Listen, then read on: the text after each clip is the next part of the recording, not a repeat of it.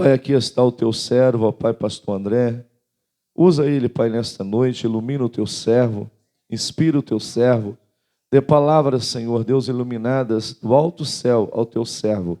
Que no abrir e no fechar da sua boca, ele possa estar falando a tua palavra, Pai. Usa ele poderosamente, o pastor André. Nós oramos em nome de Jesus. Amém, amém. Boa noite, irmãos. A graça e a paz do Senhor Jesus. Amém. Feliz de ver os irmãos que voltaram do encontro, Impacto Radical. Deus te abençoe na vida de vocês. E graças a Deus vocês foram e voltaram em segurança, em paz, debaixo da poderosa mão do Senhor. Vamos abrir as nossas Bíblias no livro de Salmos, no capítulo 121.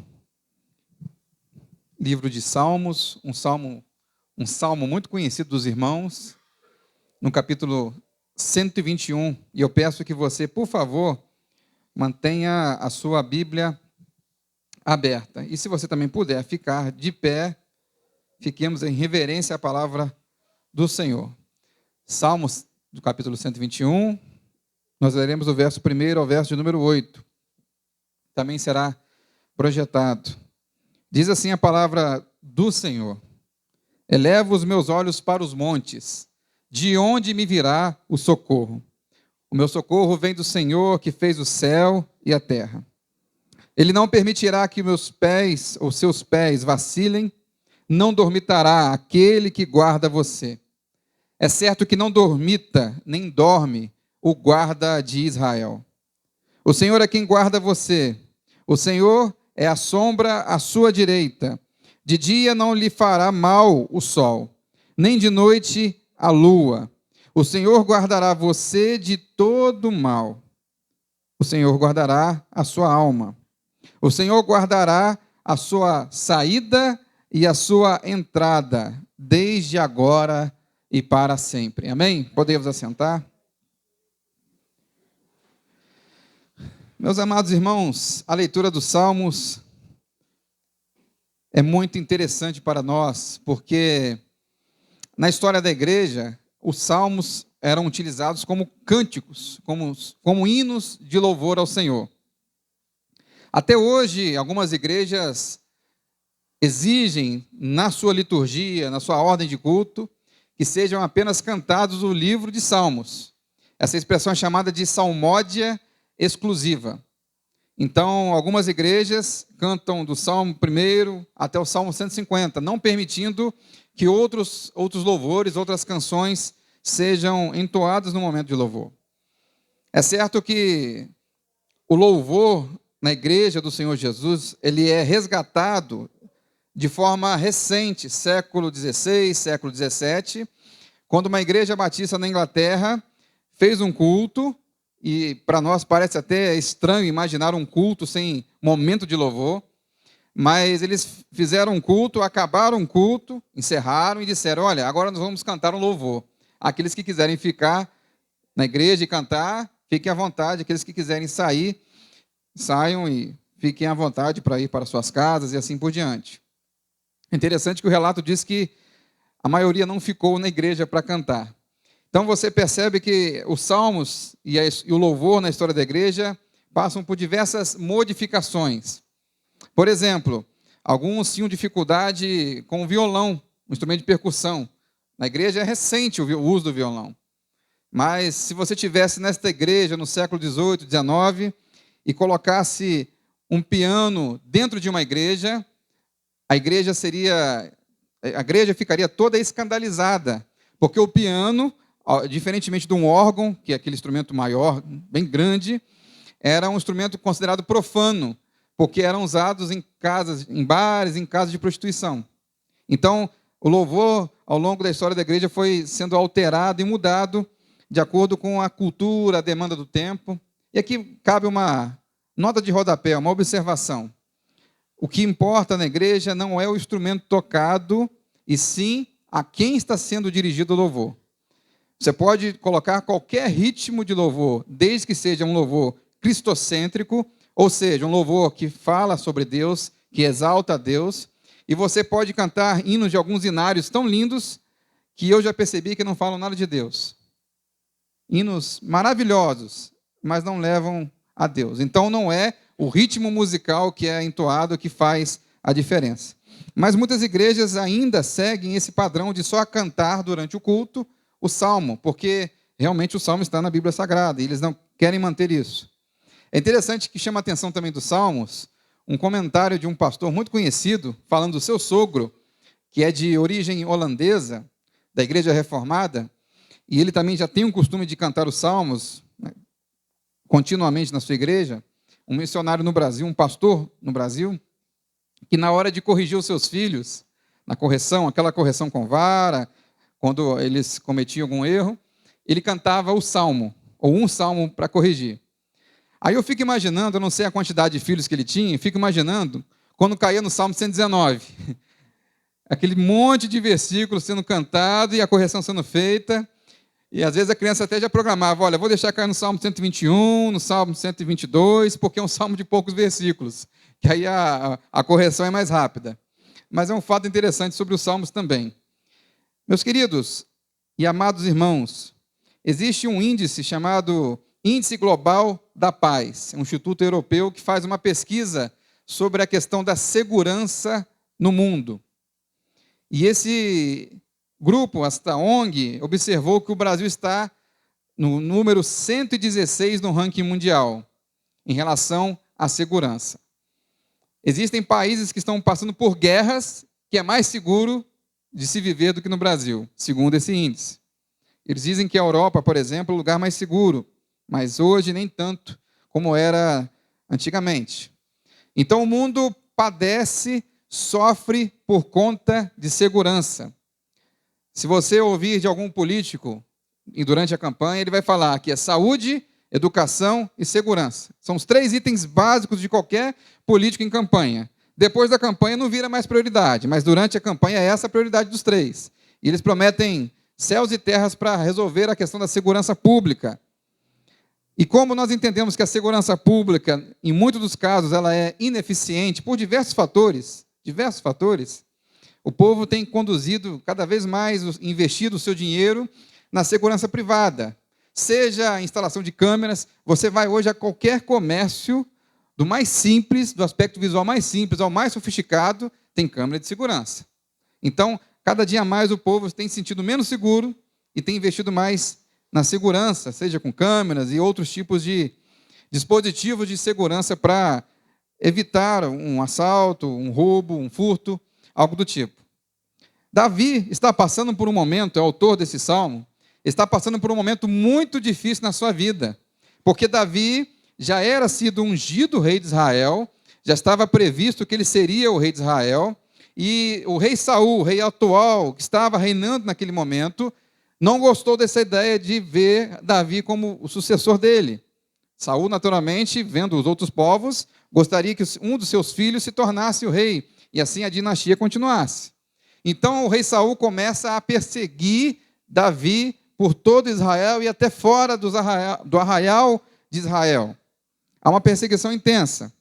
Davi, com muita ética, para quem estava sendo perseguido, respeita o seu rei, respeita de tal forma que chega a falar para não tocar no ungido do Senhor, no sentido de entender que havia um propósito aquele rei naquele momento. Davi não quer pular etapas da sua vida, então Davi respeita. E Davi é perseguido de tantas formas que chega um momento que o rei Saul está dormindo numa caverna, vocês conhecem bem a história, e o rei Davi faz um teste com o rei Saul, tirando a sua espada, para que ele perceba que Davi quer paz, não quer guerra. Davi é um grande guerreiro, por sinal. A história nos lembra que Davi é um grande guerreiro.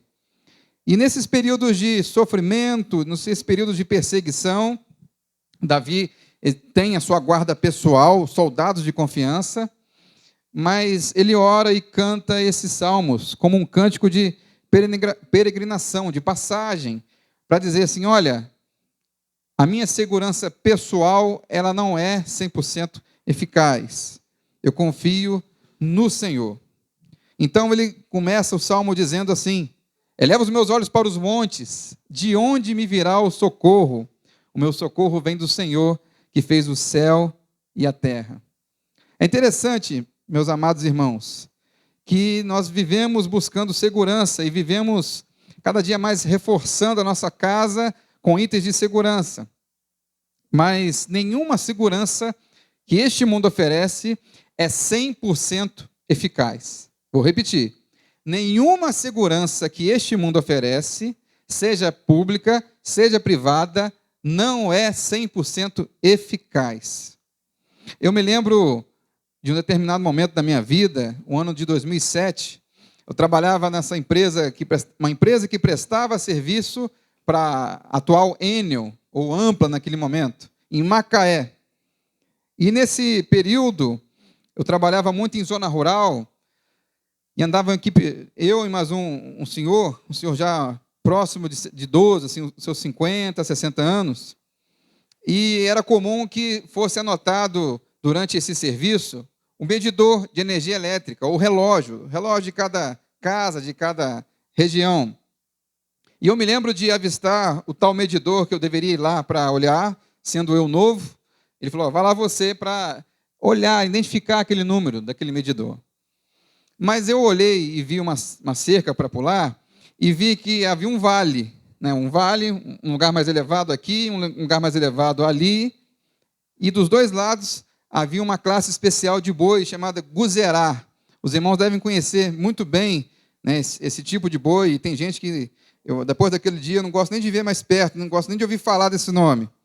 Então, eu recebi aquela missão de ir até o medidor, que eu calculava ter em torno de 30 metros do curral, ou melhor, da cerca que eu deveria pular, porque o dono não estava presente no local, e deveria até o medidor, simplesmente ler a numeração e voltar. E o meu colega dizia assim, não, o tal do guzerá é tranquilo, fica tranquilo. Então, gente, menino novo tem coragem, né? Menino novo é corajoso, é desafio. Então eu pulei a cerca, e ao pular a cerca, atravessei, corri pelo campo, uma velocidade impressionante. Na época eu tinha um físico de atleta, uma saúde de atleta. Cheguei até o medidor, olhando sempre para os lados, e não vi nenhuma reação dos bois, inicialmente. Então consegui ler o medidor, não lembro se eu li o medidor de forma correta, mas li lá o número, 6 números, 6 dígitos, e gritei o número para que, caso eu não conseguisse voltar, pelo menos o número, né, ele teria condição de saber, teria executado a missão. Então, dessa forma, eu fui e voltei. Quando eu voltei, os bois perceberam a minha movimentação e vieram assim, de encontro a mim, de uma forma tão espetacular que parecia algo de cinema. Um boi de um lado e um boi de outro, uma carreira de bois. E eu consegui, com a graça de Deus, não ser atingido por aqueles bois e chegar e atravessar aquele curral e atravessar aquela cerca com muita serenidade e tranquilidade, que de tal forma eu não lembro até hoje como eu atravessei, mas eu sei que eu atravessei de um jeito que eu não tenho explicação. Meus irmãos, eu sei que é engraçada essa história, mas ela ilustra muito bem a segurança que Davi passava naquele momento. Davi estava em número menor de pessoas. Você imagina um reino de Israel, um reino de tamanha importância, e nesse reino de Israel, milhares e milhares de soldados experientes a serviço de um rei, enquanto Davi tinha uma porção mínima, pequena de soldados. Davi estava em desvantagem. Davi, talvez, em algum momento, quando fala dos montes de Sião, olhando para o monte de Sião e para diversas montanhas, e percebendo, olha, estrategicamente, eu estou totalmente em desvantagem. Mas da mesma forma que eu me senti em desvantagem naquele dia, Davi também se sentia em desvantagem. Mas Davi sabia em quem ele cria. Davi conhecia o seu Deus. Davi já havia enfrentado animais para proteger as suas ovelhas. E ele sabia que era Deus que o guardava. Nessa noite, eu quero que você saia com este pensamento, que não adianta investir na melhor segurança do mundo. Se Deus não nos acompanhar, não fará diferença alguma. É Deus que nos guarda, é Deus que nos protege, é Deus que vai à frente guiando o caminho e dizendo, eu estou contigo. Não é a nossa força humana, não é a nossa intelectualidade, não é o nosso conhecimento, não é o melhor investimento em segurança do mundo, e eu não estou dizendo que é errado investir em segurança, mas não é isso que te protege. que te protege é o guarda de Israel, o Deus Todo-Poderoso. E nesta noite eu quero que você saia daqui com esse conforto, com essa mensagem de que Deus irá te proteger, te guardar. Davi vivia um drama na sua vida. Davi olhava para 360 graus, olhando ao seu redor, e não tinha esperança. Aos olhos humanos de qualquer estrategista militar, Davi seria um fracasso naquele momento. Mas Davi sabia em quem confiar. O Salmo 37, verso 5 é tão conhecido dos irmãos, e nós devemos pôr em prática nesta noite. Entrega o teu caminho ao Senhor, confia nele, e ele tudo fará. Entrega o teu caminho ao Senhor, confia nele, e ele tudo fará. Deposite a confiança no Senhor. Mas o segundo item dessa mensagem, o texto mostra que a melhor segurança do mundo não vacila, não dorme. Aqui diz o verso 4, que é certo que não dormita nem dorme o guarda de Israel. Existe uma estatística sobre o trânsito, sobre acidentes no trânsito, e que diz que 40% dos acidentes de trânsito são provocados por sono. O motorista ou o piloto de moto passa por um momento de sono, então ele cai ou sofre acidente, colide com outras pessoas. Eu passei por essa experiência no ano de 2020, no dia 7 de maio de 2020, voltando da cidade do Rio de Janeiro, voltando com tranquilidade, apesar, meus irmãos, confessar aqui que meu pé não é muito leve, é um pouquinho pesado, mas nesse dia eu senti que eu deveria vir de forma segura, andando nos limites de velocidade. E eu vim do Rio de Janeiro, cerca de meio-dia, vim tranquilo, meio-dia não, um pouco mais cedo, e por volta de 3h30, 4 horas da tarde, eu cheguei aqui no Sítio Cairós, e no dia eu nem percebi que havia dormido, para os irmãos terem ideia, nem havia percebido. Eu cheguei e colidi de frente para uma árvore, bati de frente numa árvore. Eu passei por 3 motociclistas naquela reta anterior à curva à direita, ainda pensei, estava sozinho no carro dirigindo, pensei, esses motociclistas estão no meio da rua, eu tive que desviar deles, porque a pista, vocês conhecem muito bem, a pista ela não tem acostamento. Então a memória que eu tinha era essa. E a outra memória que eu tinha é que eu tinha abaixado para pegar alguma coisa no porta-luva e levantado. Então, eu sofri aquele acidente e Deus me protegeu de forma especial. A gente se considera um bom motorista, uma boa motorista. A gente segue os padrões de trânsito, nem sempre, mas procuramos seguir as ordens de trânsito. Mas mesmo seguindo todas as ordens de trânsito, o trânsito não é 100% seguro. Nós vemos aí, infelizmente, e assustamos com cada acidente que acontece, cada imprudência que acontece, e cada dia menos nós temos a vontade de andar pela cidade e andamos receosos, medrosos, a verdade é essa, por conta das pessoas imprudentes e da realidade do trânsito. Mas mesmo dormindo, mesmo um bom segurança, um bom agente, pode passar por um momento de sono. É da natureza do homem. É natureza. O sono não escolhe idade, o sono não escolhe pessoa, não escolhe personalidade. O sono, quando vem para todos. Mas o guarda de Israel não dorme. Ele não dorme, meus irmãos.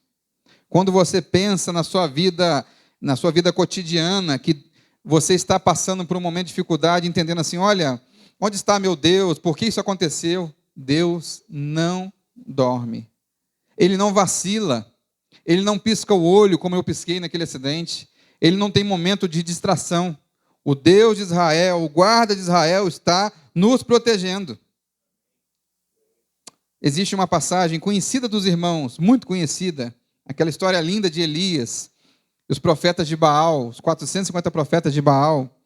E a 1 Reis, no capítulo 18, verso 27, Elias começa a zombar daqueles sacerdotes do Deus Baal, do falso Deus Baal, dizendo, olha, onde está o seu Deus? Ele está dormindo? Grite mais alto, talvez ele acorde do seu sono.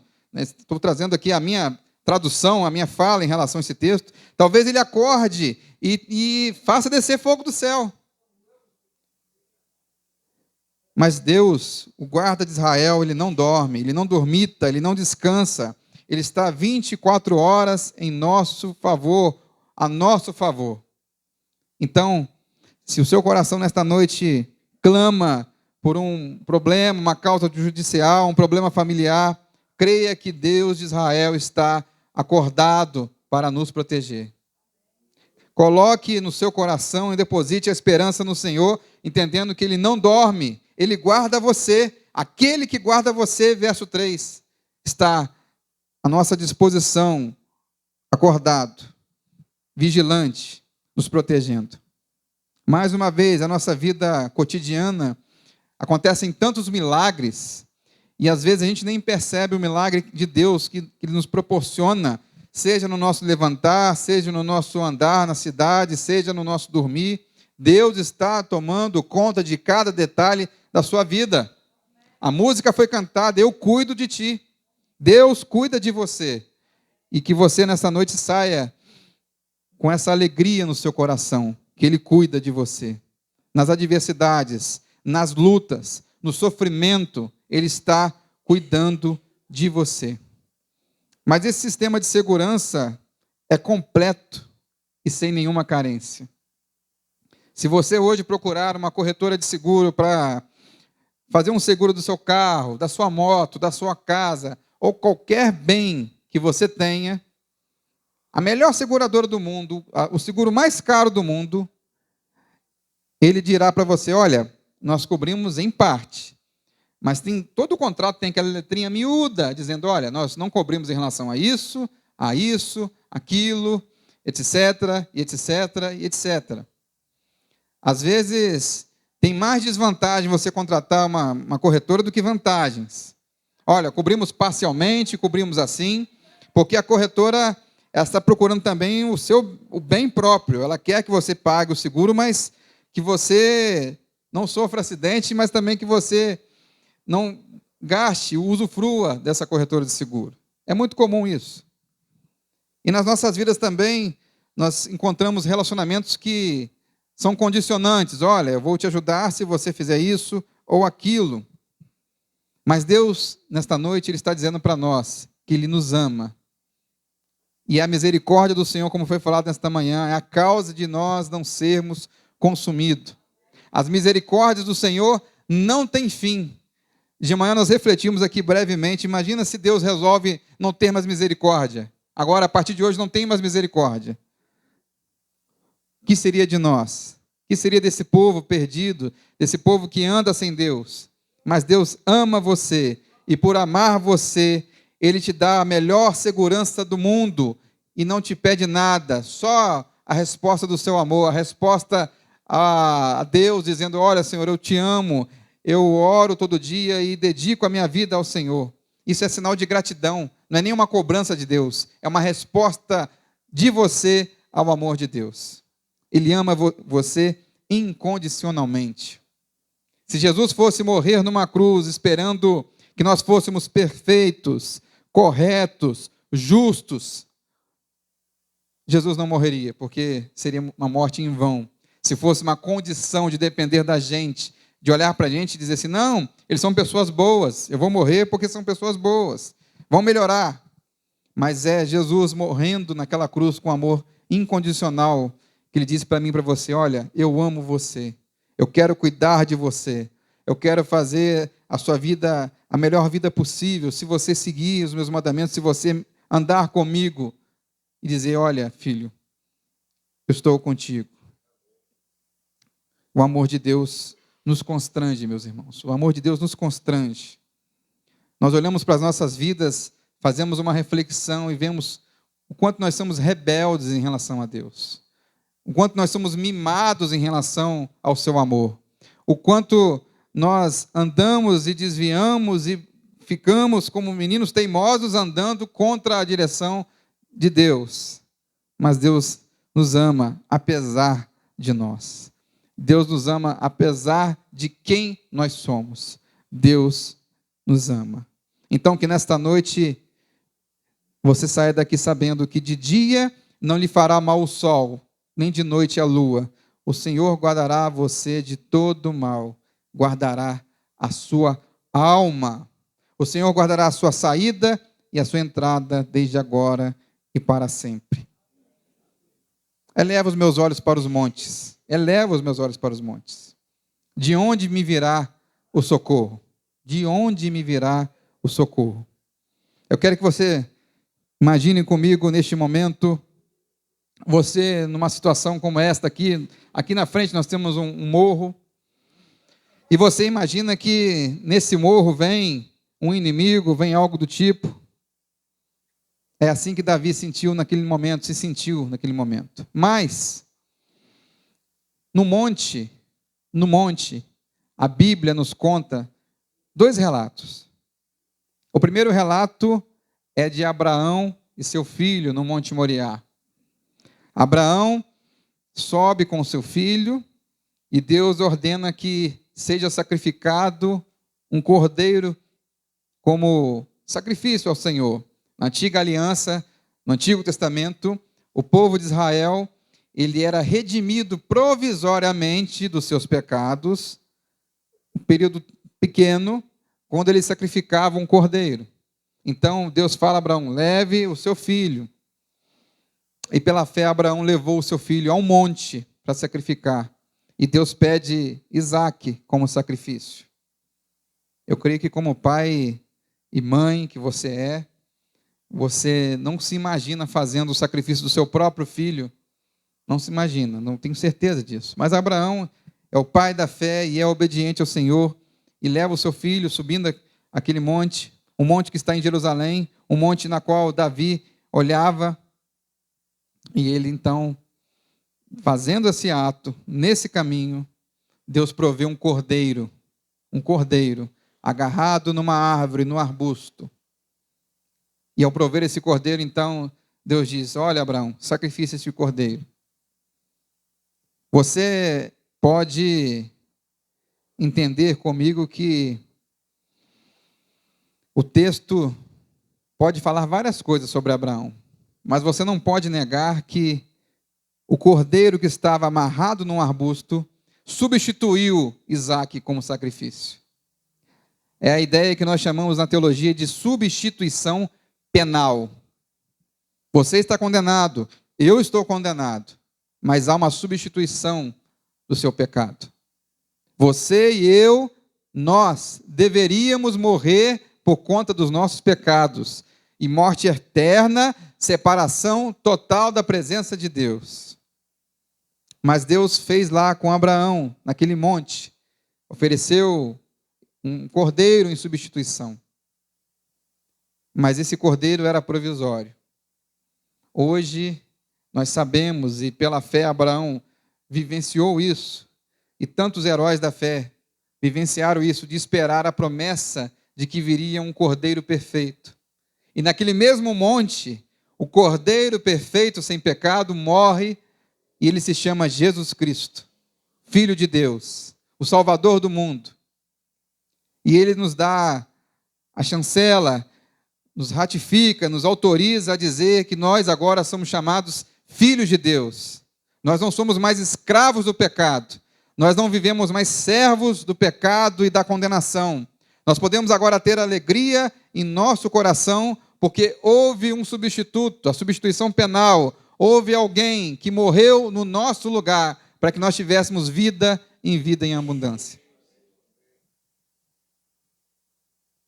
Não existe sistema de segurança neste mundo perfeito. Não existe. Mas o Cordeiro de Deus nos trouxe a segurança perfeita nos nossos corações. Nós podemos ficar abalados, tristes, com alguma notícia, com a perda de um familiar e tantas outras coisas. É natural do ser humano. Não estou dizendo aqui que você vai viver agora sem nenhuma emoção. Mas eu quero que você saia daqui nesta noite confiando no Deus de Israel, como Abraão confiou a vida do seu filho, se fosse necessário. O filho da promessa, aquele que Deus prometeu a Abraão, a única promessa de Deus a Abraão era essa: multiplicarei a sua descendência. E como Deus então mataria Isaac. Mas Abraão confiou em Deus e disse: olha, Deus proverá, meu filho. E Deus proveu. Talvez você e eu estamos no limite de uma dor, de um sofrimento, e não sabemos mais aonde isso vai chegar, a que ponto chegará. Mas Deus diz nessa noite: Deus proverá. Deus proverá. Não confie no seu próprio entendimento, como diz a palavra de Deus. Não confie na sua força. Confie no Senhor Jesus. E que nós possamos sair desta noite com esta confiança, com esse sistema de segurança que é 100% confiável, esse sistema de segurança que não vacila, que não dorme, que não descansa, que não pisca o olho. Sistema de segurança da pessoa de Deus através de Jesus Cristo. Saia daqui nesta noite com essa segurança. E se há alguém aqui nesta noite que ainda não recebeu a Jesus, não entregou a sua vida plenamente a Jesus, não confiou a sua vida 100% a Jesus, eu quero orar por você. Se há alguém aqui nesta noite que não se entregou, como uma criança fica entregue ao colo do pai, de se jogar ao pai dizendo: olha, essa criança confia 100% no seu pai. Se você não fez ainda nessa noite, eu quero orar por você. Há alguém nessa noite que ainda não entregou a sua vida 100% a Jesus? Eu peço que você levante uma das suas mãos. Se há alguém que ainda não entregou o seu caminho, a sua vida, a sua confiança no Senhor,